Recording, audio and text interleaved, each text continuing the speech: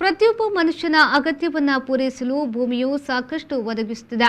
ಭಾರತೀಯ ಮಣ್ಣು ಸೊಗಸಾದ ಸ್ವಭಾವವನ್ನು ಅತ್ಯುತ್ತಮವಾಗಿ ಪ್ರತಿನಿಧಿಸುತ್ತದೆ. ಭಾರತದಲ್ಲಿ ಸಂಪನ್ಮೂಲಗಳ ಕೊರತೆ ಇಲ್ಲ. ನಮ್ಮ ವಿದ್ಯಾರ್ಥಿ ಜೀವನದಲ್ಲಿ ಪ್ರಕೃತಿಯನ್ನು ಸಂರಕ್ಷಿಸುವುದು ಒಂದು ಸವಾಲಾಗಿ ತೆಗೆದುಕೊಳ್ಳಬೇಕೆಂದು ಪರಿಸರ ಪ್ರೇಮಿ ಮಾಧವುಳ್ಳಾಲ್ ಹೇಳಿದರು.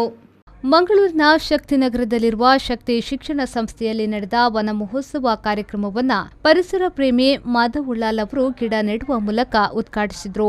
ಬಳಿಕ ಮಾತನಾಡಿದ ಅವರು, ಪ್ಲಾಸ್ಟಿಕ್ಗಳನ್ನು ತಪ್ಪಿಸಿ ಮತ್ತು ಮುಂದಿನ ಪೀಳಿಗೆಯ ಮಾನವ ಕುಲಕ್ಕೆ ಹಸಿರು ಪ್ರಪಂಚವನ್ನು ಪರಿಚಯಿಸಿ, ಹಾಗೆಯೇ ಪಕ್ಷಿಗಳು ಮತ್ತು ಪ್ರಾಣಿಗಳು ಬದುಕಲು ಅವಕಾಶವನ್ನು ನೀಡಬೇಕು ಎಂದು ಪರಿಸರ ಪ್ರೇಮಿ ಮಾಧವುಳ್ಳಾಲ್ ಹೇಳಿದರು.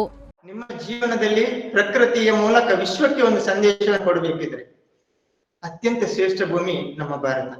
ಯಾಕಂತ ಹೇಳಿದ್ರೆ ಭಾರತದಲ್ಲಿ ಯಾವುದೇ ಒಂದು ಮೂಲಕ್ಕೆ ಕೊರತೆ ಇಲ್ಲ, ಯಾವುದೇ ಒಂದು ನಮ್ಮ ಸಂಪನ್ಮೂಲಕ್ಕೆ ಕೊರತೆ ಇಲ್ಲ.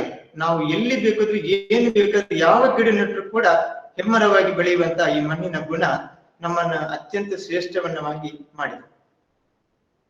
ಮತ್ತೊಂದು ನಾನು ನಿಮ್ಗೆ ಹೇಳ್ತೇನೆ, ನಿಮ್ ಜೀವನದಲ್ಲಿ ಈಗಲೇ ಇವತ್ತಿನಿಂದಲೇ ಪ್ಲಾಸ್ಟಿಕ್ ಅನ್ನುವಂಥದ್ದನ್ನ ತ್ಯಜಿಸಿ.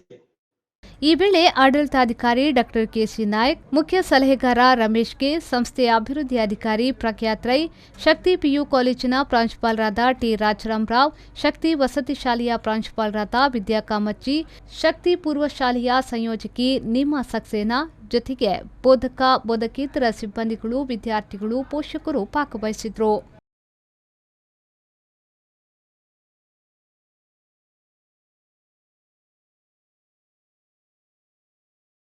ಬ್ಯೂರೋ ರಿಪೋರ್ಟ್, ವಿ4 ನ್ಯೂಸ್, ಮಂಗಳೂರು.